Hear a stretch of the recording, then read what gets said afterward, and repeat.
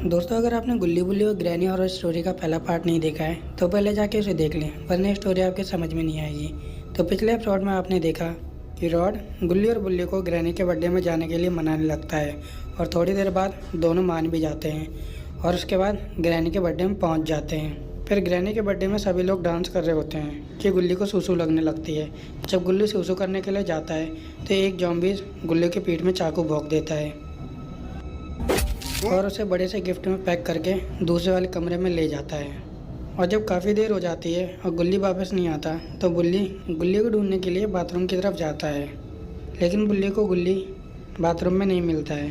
फिर बुल्ली उसी वाले कमरे में देखने लगता है जिस कमरे में गुल्ली और वो जॉम्बीज होता है। अब आगे देखते हैं। अब बुल्ली उस वाले कमरे का भी गेट खोल देता है।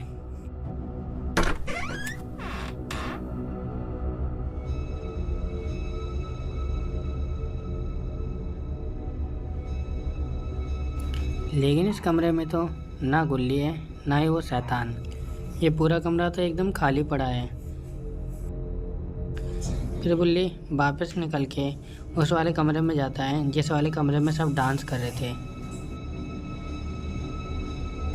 लेकिन ये क्या, इस वाले कमरे में भी कोई नहीं है, ना ग्रैनी, ना वो सारे शैतान, ना मिस्टर मीट और ना ही रॉड। इनमें से एक भी लोग इस कमरे में नहीं है। अब बुल्ली को लगने लगा है कि ग्रैनी ने गुल्ली बुल्ली और रॉड तीनों को उल्लू बना दिया है। इसके बाद बुल्ली अब सीढ़ियों से नीचे उतर के नीचे वाले कमरों की तरफ जाने लगता है।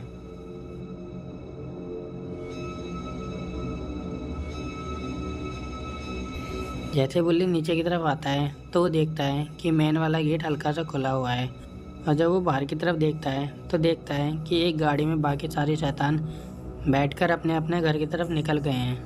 लेकिन बुल्ली उन सभी शैतानों के पीछे नहीं जाता है क्योंकि बुल्ली गुल्ली और रॉड को ढूंढेगा, उसके बाद ही कहीं जाएगा। फिर बुल्ली ग्रैनी की किचन की ओर जाने लगता है।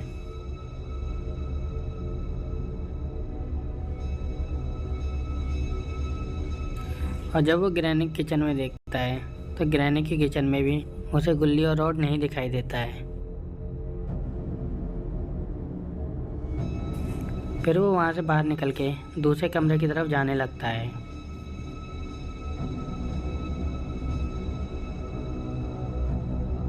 लेकिन बुल्ली अब जिस कमरे की तरफ जा रहा है उस कमरे में ही ग्रैनी, वो शैतान और गुल्ली पड़ा है।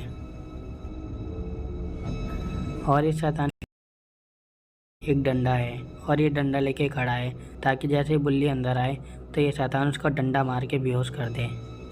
और जैसे ही बुल्ली अंदर घुसता है कि तभी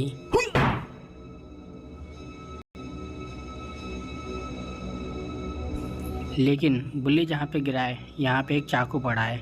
बुल्ली की नज़र उस चाकू पे पड़ जाती है और वो तुरंत चाकू उठाता है और ज़ॉम्बीज़ के सर पे मार देता है।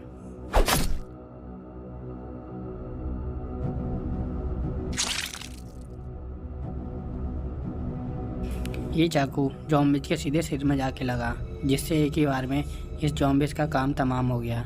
फिर बुल्ली वहाँ से खड़ा होता है और कमरे में अंदर की तरफ चला जाता है। जब वो अंदर आता है तो उसे केवल ग्रैनी दिखाई देती है, गुल्ली दिखाई नहीं देता। फिर बुल्ली उस ग्रैनी से कहता है, हे बुढ़िया औरत, तूने हम सबको उल्लू बनाया और गुल्ली और रॉड कहाँ पर है, जल्दी बता दे, वरना तो देख रही है ना इस ज़ॉम्बी का हाल, वही हाल मैं तेरा भी करूँगा। फिर वो ग्रैनी कहती है, Where are you? और इतना कह के वो ग्रैनी गायब हो जाती है।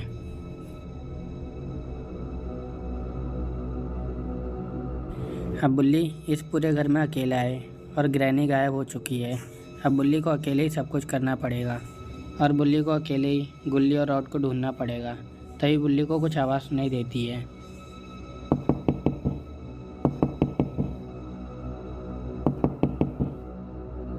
बुल्ली जब गौर से सुनता है तो उसे पता चलता है यह आवाज़ तो बाहर वाले कमरे से आ रही है। फिर बुल्ली बाहर वाले कमरे की तरफ चला जाता है और जब वो देखता है तो उसे दिखाई देता है कि यह आवाज़ तो अलमारी में से आ रही है। फिर बुल्ली तुरंत अलमारी को खोलता है और अलमारी के अंदर तो रॉड होता है। फिर रॉड बुल्ली को बोलता है कि ग्रैनी ने हम सबको उल्लू बनाया है और वो गुल्ली को अपने साथ ले गई है और गुल्ली के पीठ में चाकू लगा हुआ है जिससे गुल्ली का बहुत सारा खून बह रहा है और हमें जल्द से जल्द गुल्ली को ढूंढना पड़ेगा। अगर हम ज़्यादा लेट हो गए तो गुल्ली का काम तमाम हो सकता है। फिर तुरंत बुल्ली और रॉड गुल्ली को ढूंढने के लिए निकल जाते हैं और सबसे पहले वो फिर से किचन में जाते हैं। जब वो दोनों किचन में देखते हैं तो किचन में उन्हें गुल्ली नहीं मिलता है क्योंकि गुल्ली किचन में है ही नहीं जो उन्हें मिले। फिर बुल्ली बोलता है, रॉड भाई यहाँ तो गुल्ली है ही नहीं, अब हम कहाँ पे ढूंढें? फिर रॉड कहता है, मुझे हल्का हल्का याद आ रहा है कि ग्रैनी गुल्ली को कहाँ पे ले गई है, चलो मेरे साथ। फिर रॉड गुल्ली को लेके नीचे वाले बेसमेंट की तरफ जाने लगता है।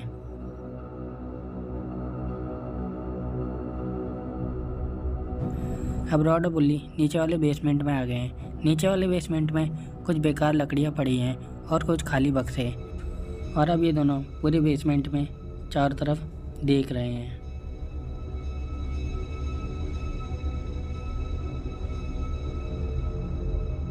फिर बुल्ली की नज़र नीचे की तरफ पड़ती है और उसे नीचे खून की कुछ बूंदें दिखाई देती हैं और ये बूंदें देख के कन्फर्म होता है कि गुल्ली इसी वाले बेसमेंट में है। और जब बुल्ली थोड़ा ध्यान से सुनता है तो बुल्ली को किसी के सांस लेने की आवाज़ भी सुनाई देती है।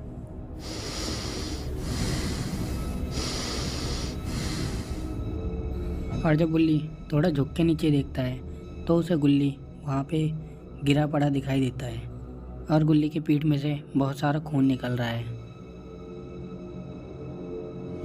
फिर बुल्ली तुरंत गुल्ली के पास जाता है और उसका पैर